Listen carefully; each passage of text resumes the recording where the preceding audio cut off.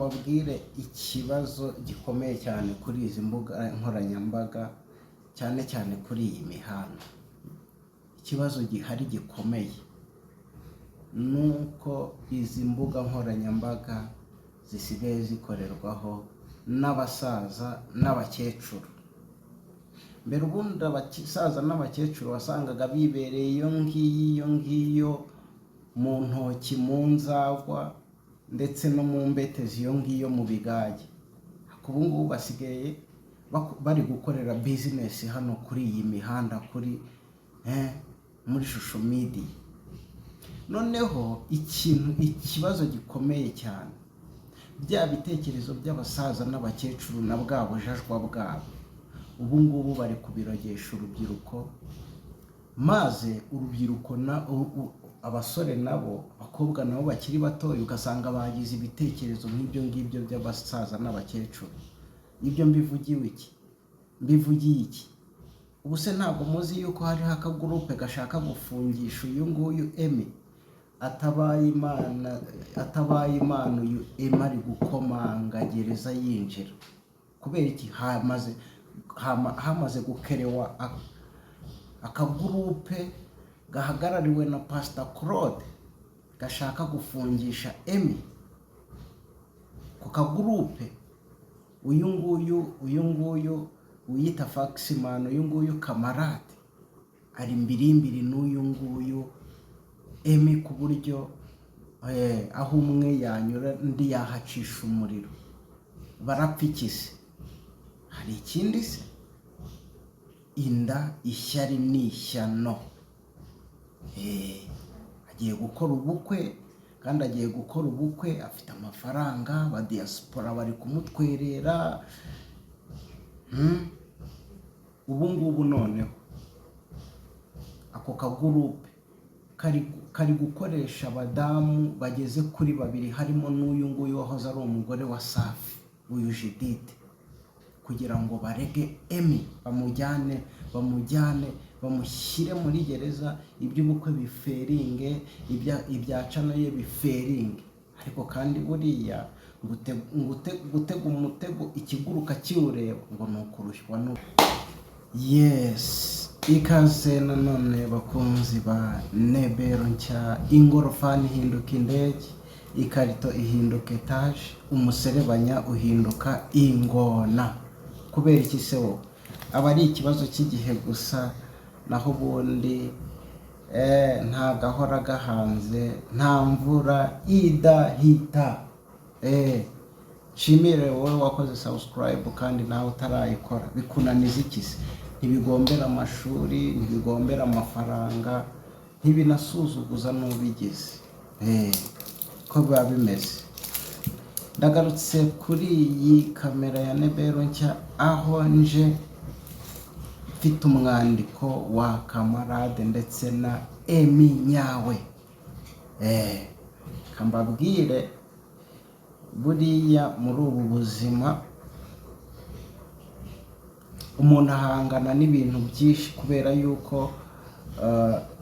kubera ko ubuzima bwacu bugizwe n'abantu babiri.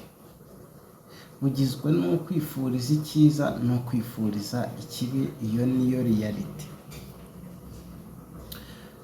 Ubu ngubu rero Emmy nyawe, ngira ngo muramuzi, ni umusore ugerageza nyine kwihiringa nyine nk'umusore wese, akorera ibitangazamakuru bigiye bitandukanye,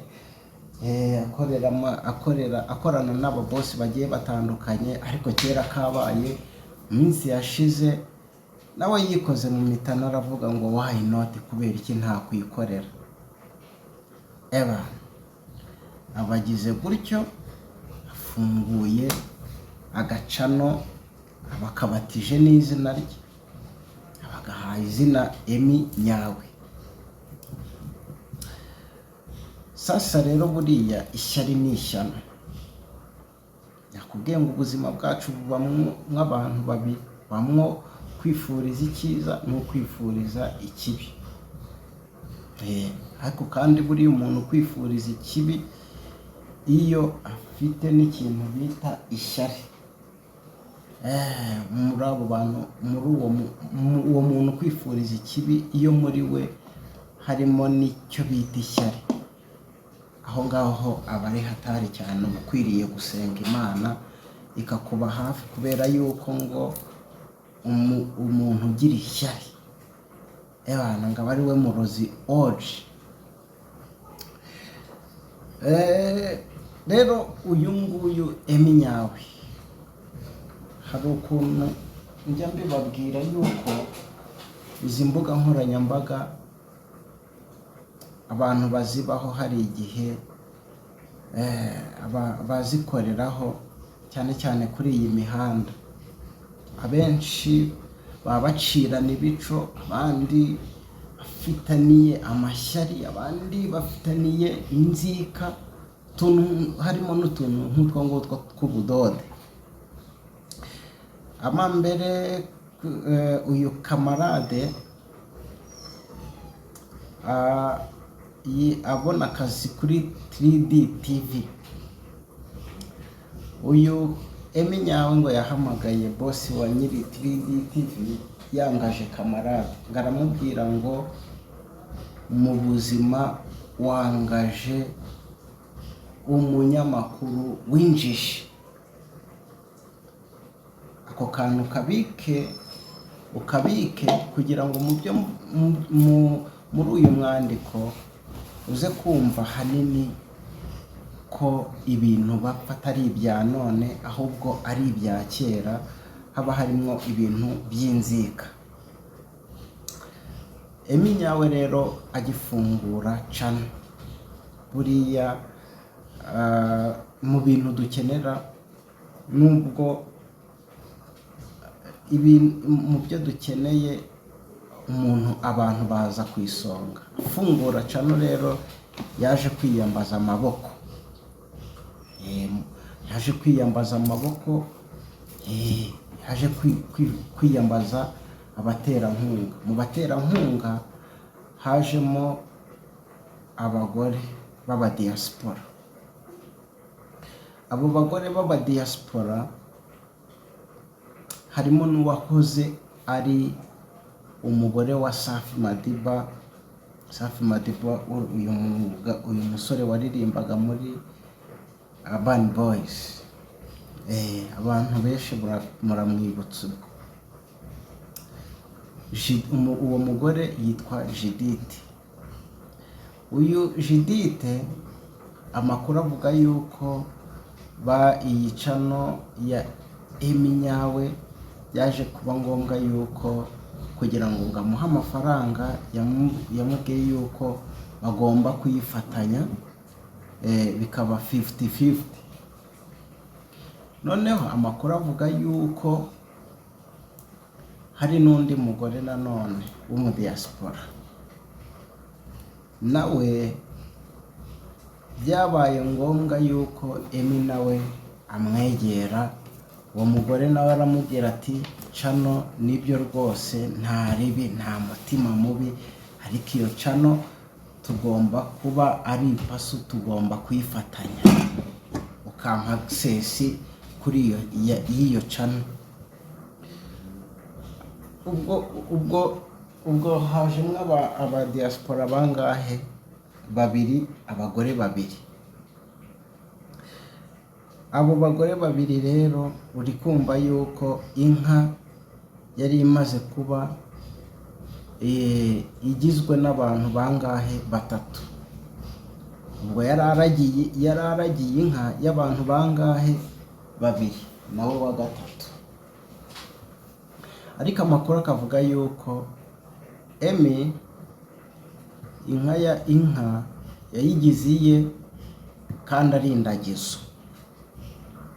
Uri kumva? Noneho ikibazo cyaje kuba gikomeye cyane,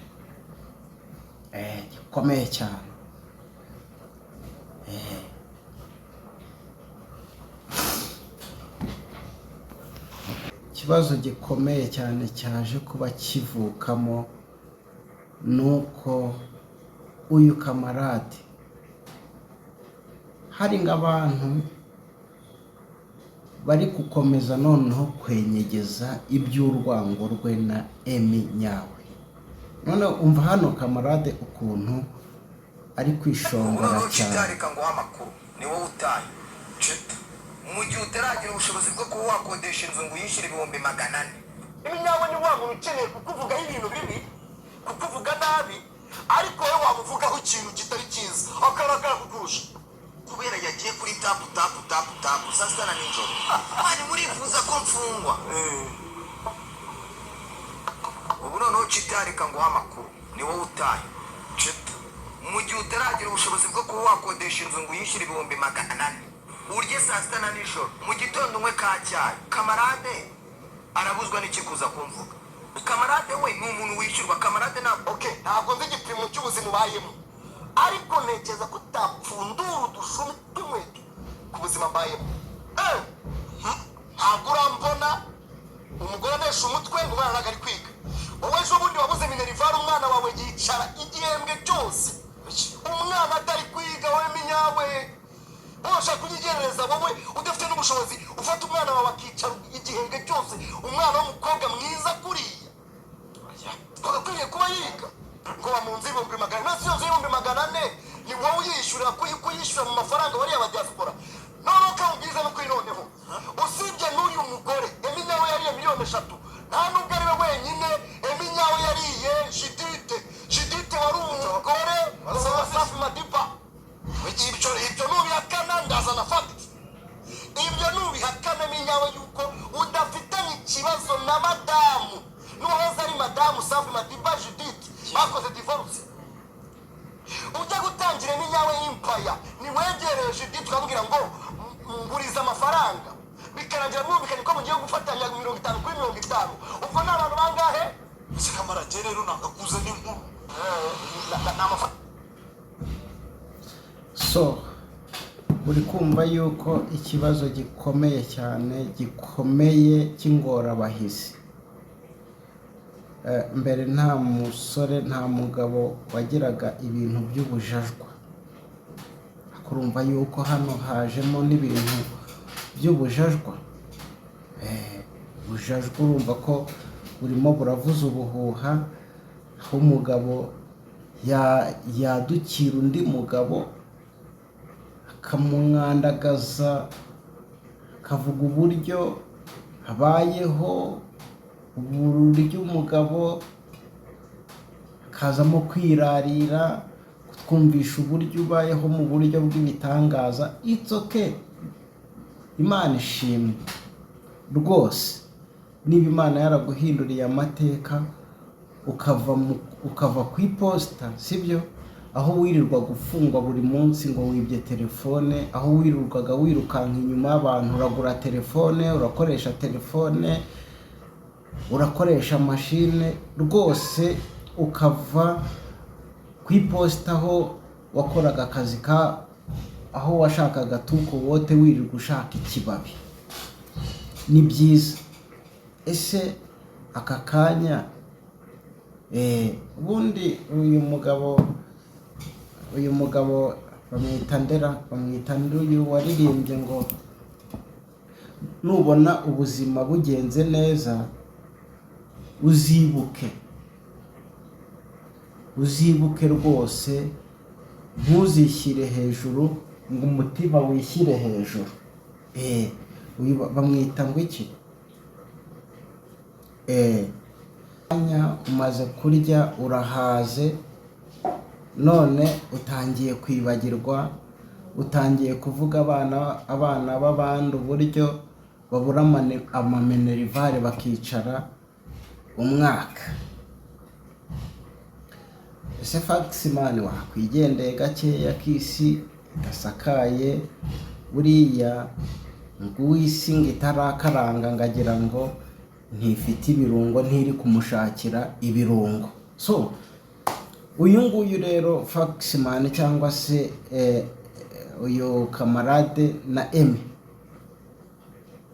cyambere cyo ikibiri inyuma, buriya baravuga ngo mbwira ugendana nawe ntubwire uwuriwe.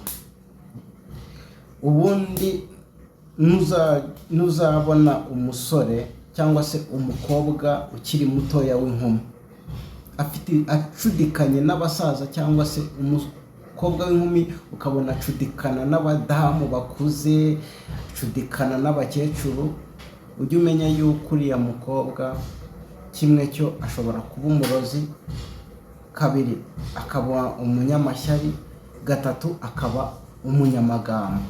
Ibyo niko bimeze n'umusore rero nawe niko bimeze.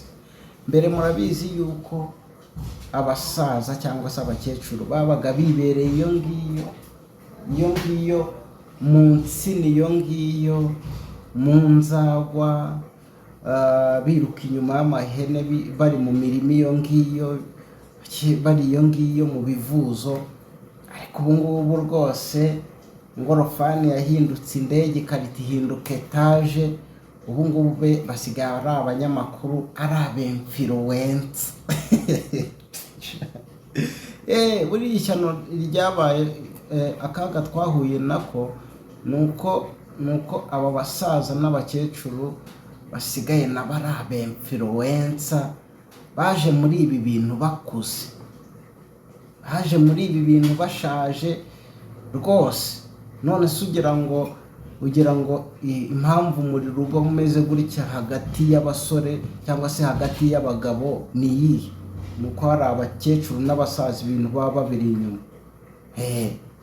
None se wari uzi yuko uyu Emmy hatabaye Imana ishobora byose, iyi Imana umuremyi, data wa twese mwiza, uyu Emmy arajya muri gereza kubera iki? Hariho akagurupe ubu ngubu, akagurupe gahagarariwe na Pastor Claude,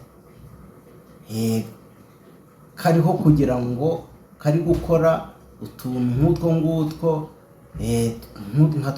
utuntu nk'utwo nyine twajyanye ya mpano muri gereza, kugira ngo uyu nguyu Emmy ajye hehe? Muri gereza. Kubera iki? Buriya ngo nta kindi cyazanye Satani, ni ukwica, kwiba no kurimbura. Impamvu ni iyihe bashaka kumufungisha ubu ngubu? Bahagurutse, bahagaze. Uri kubona kamarade avuga urwanga rukaza, ukabona avugana umujinya, avuga neza ameze nka Satani. Nuko Emmy kagurupe n'abasaza barimo bamaze kumenya yuko Emmy afite amafaranga agiye no gukora ubukwe. Ntuze kwibagirwa ka kantu k'ishyari nakubwiye haruguru. Ariko kandi buriya nanone ngo gutega umutego ikiguruka kiwureba ni ukurushywa n'ubusa. Imana ikunda abanyabyaha kandi Imana ikunda ubukwe. Ikintu rero kirimo gikomeye ukwiriye kumenya, barashaka kumwicira ubukwe. Gute? Barashaka kugira ngo afungwe ubukwe, iby'ubukwe cyangwa se iby'isosi babe babimennye mw'iki? Inshishi. Niyo mpamvu ka kagurupe karimo n'abasaza gashaka gufungisha Emmy. Nakubwiye yuko aka kagurupe muzi ibintu bukari gukora.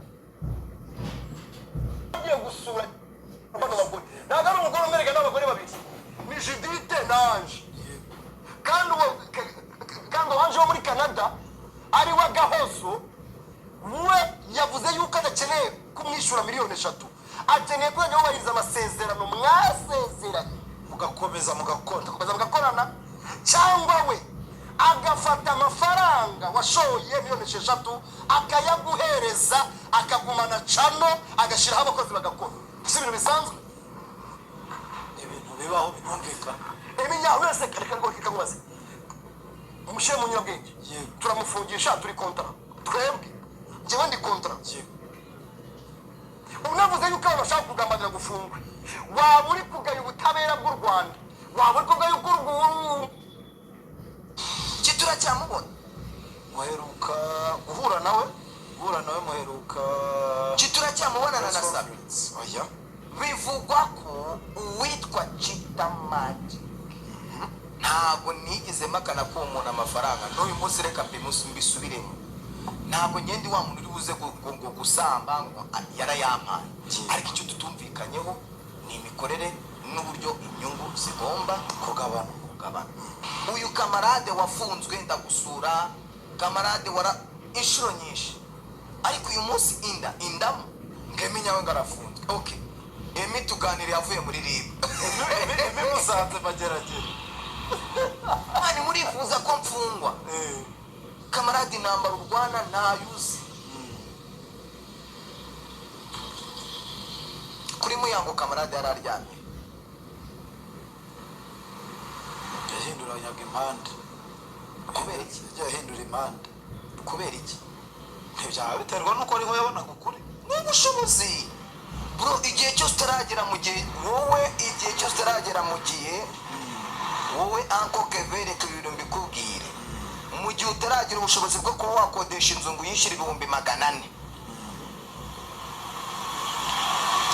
Urye saa sita na nijoro, mu gitondo unywe ka cyayi, ugira umuntu ukumesera, wirirwaho amenye isuku y'inzu yawe, uba ukiri mu nzira y'amajyambere, ukiri kuyitangira. mu gihe ugitumiza umuntu ngo aza kumesere uze kubyiyanurira byagiyemo bwa bukoko bitikira imibu n'iki n'ubuzizi, imyenda bafuze ikaza utuntu tumeze nk'utuzizi ukabyanura kubera ko umuntu araho uracyafite urugendo. Mu gihe hari umuntu ukikubwira yaguhaye amafaranga ngo uzuvuge uracyafite urugendo, ari byo tubona kuri bamwe n'ababo. Brother, ni izina ry'Imana yo mu ijuru anko, nta muntu ndakora inkuru ngo kubera ko banyishyuye.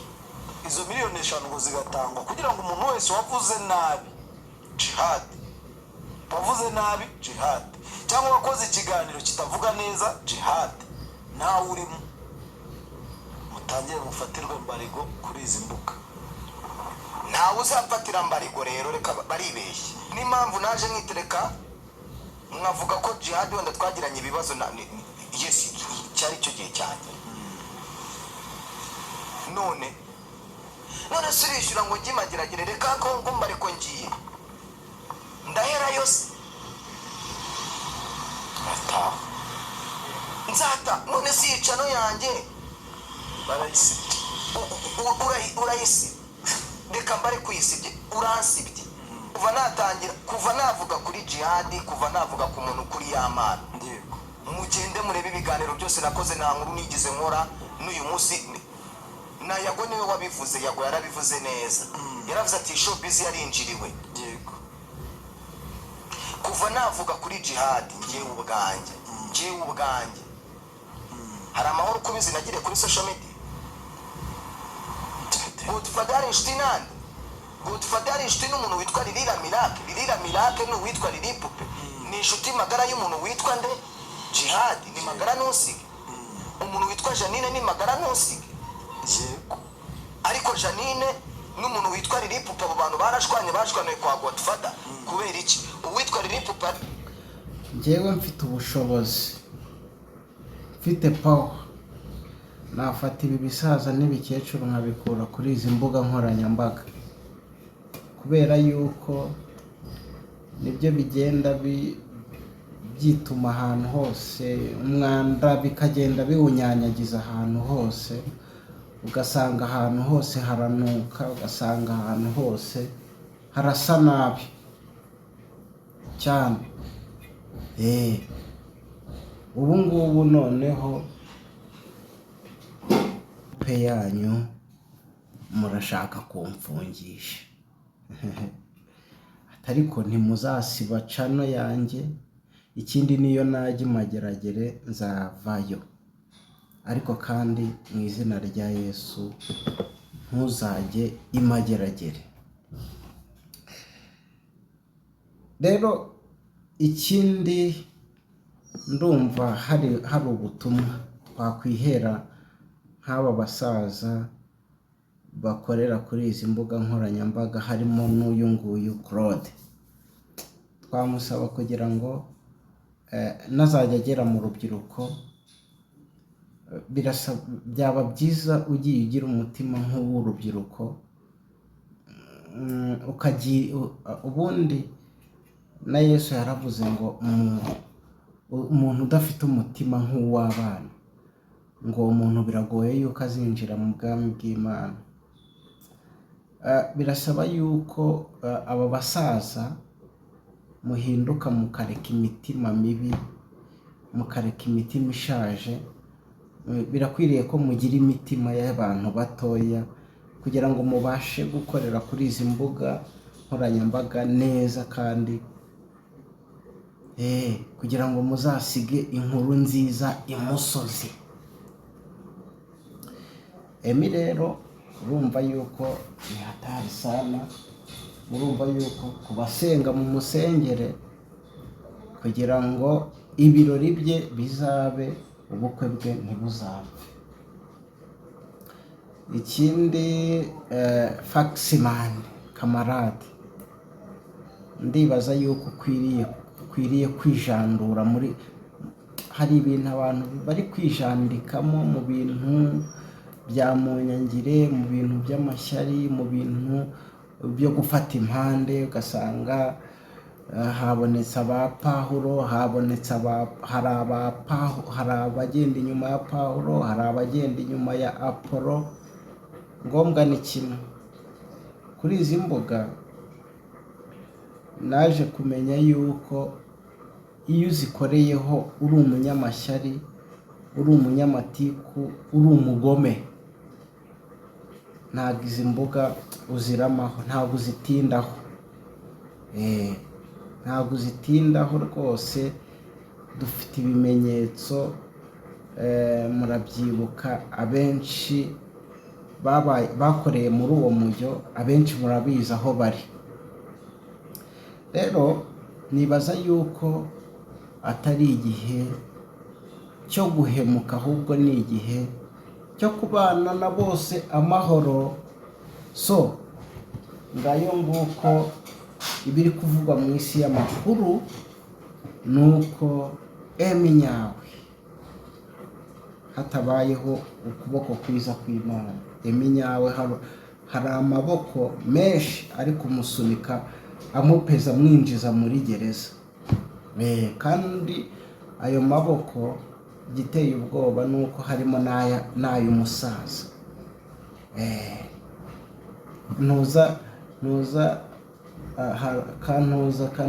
Kano gahungu k'inyamasheke bakita nde, Fabrice, niko karirimbye ngo ndavuga wa musaza, simvuga cya gisaza. Kwiriye kuba umusaza muri iyi social media, ntube igisaza. Niko biba bimeze. Ikindi n'abo bagore nabo bari gukoreshwa, bari kugirwa inama kugira ngo bajyane ibirego, basunikwa n'abo basaza, basunikwa ngo bice ubukwe bwa Emi, ngo bafungishe Emi.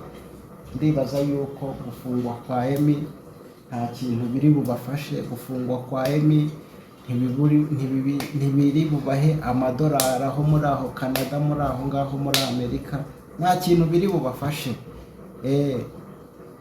Ubundi Urban Boys yararirimbye ngo reka twese duhige, ishyamba ni rigari, muhigi, reka twese duhige, reka ishyari, ishyamba ni rigari. Mumureka hige, ishyamba ni rigari, namwe muhige cyane rwose. So reka nshimire rero wari ukurikiye iyi video, ntugende utakoze subscribe, ndaje dukomeze n'izindi nkuru. God bless you.